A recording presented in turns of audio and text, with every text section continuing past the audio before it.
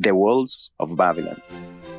Old Bansar, green warrior of another day, stood guard at the passageway leading to the top of the ancient walls of Babylon. Above, valiant defenders were battling to hold the walls. Upon them depended the future existence of the great city with its hundreds of thousands of citizens.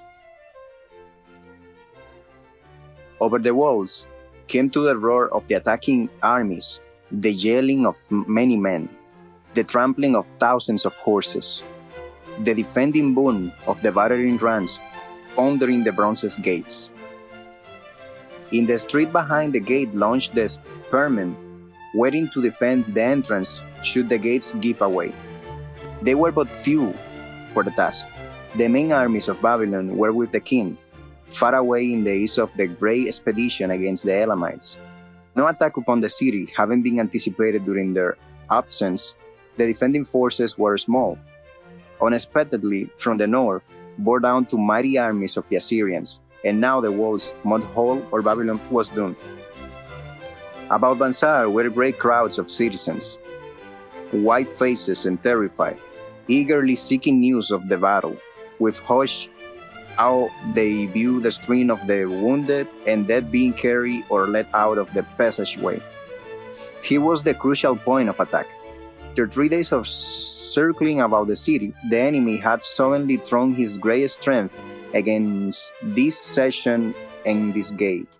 The defenders from the top of the walls fought off the climbing platforms and the scaling ladders of the attackers with arrows, burning oil, and if any reached the top, spears. Against the defenders, thousands of enemy's archers ordered a deadly barrage of arrows. Old Bansar had the vantage point for news. He was close to the conflict and first to hear of each fresh repulse of the frenzied attackers. An elderly merchant crowded close to him, his palsied hands quivering. Tell me, he pleaded. They cannot get in. My sons are with the king. There is no one to protect my old wife. My goods, they will steal all. My food, they will leave nothing. We are old, too old to defend ourselves, too old for slaves. We shall starve. We shall die. Tell me they cannot get in. From thyself, good merchant. The guard responded. The walls of Babylon are strong. Go back to the bazaar and tell your wife that the walls will protect you and all of your possessions, as safely as they protect the rich treasures of the king. Keep close to the walls, lest the arrows flying over distract you.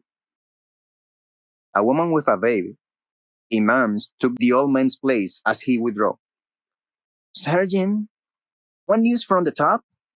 Tell me truly, that I may reassure my poor husband. He lies with fever from these terrible wounds, yet insists upon the armor and his spear to protect me, who am with child. Terrible, he says, will be the vengeful loss of our enemies should they break in. Be thou of good heart, thou mother that is, and it is against to be. The walls of Babylon will protect you and your babies. They are high and strong. Hear ye not yells of our valiant defenders as they empty the cauldrons of burning oil upon the ladder scalers? Yes, that do I hear, and also the roar of the battering rams that do hammer at our gates. Back to thy husband, tell him the gates are strong and withstand the rams. Also that the scalers climb the walls but to receive the waiting spear thrust. Watch thy way and hasten behind you buildings.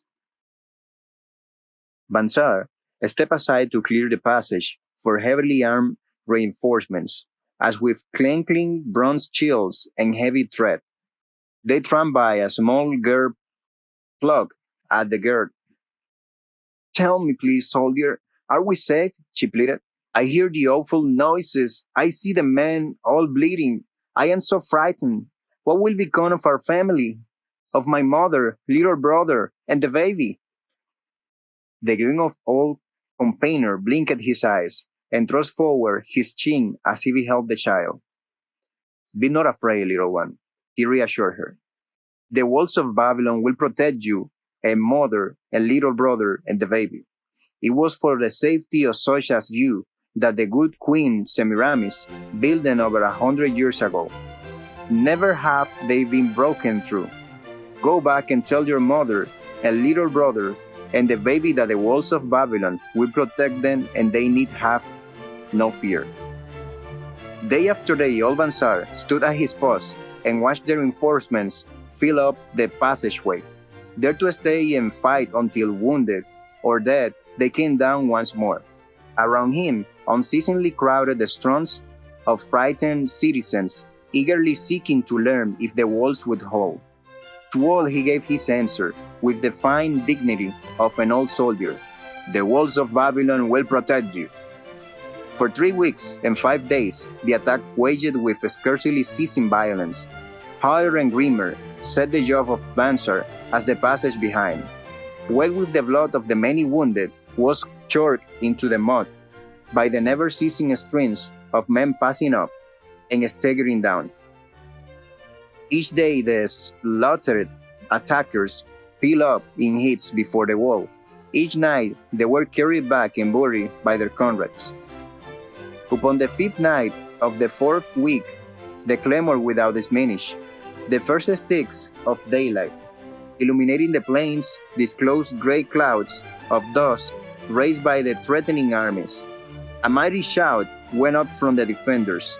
There was no mistaking its meaning. It was repeated by the waiting troops behind the walls. It was echoed by the citizens upon the streets. It swept over the city with violence of a storm. People rushed from the houses. The streets were jammed with a throbbing mob. The pent-up fear of weeks found an outlet in the wild chorus of joy. From the top of the high tower of the Temple of Bel burst forth the flame of victory. Skyward floated the column of blue smoke to carry the message far and wide. The walls of Babylon had once again repulsed a mighty ambitious foe determined to loot her rich treasures and to ravish and enslave her citizens. Babylon endured century after century because it was fully protected. It could not afford to be otherwise. The walls of Babylon were an outstanding example of man's need and desire for protection. This desire is inherent in the human race. It is just as strong today as it ever was.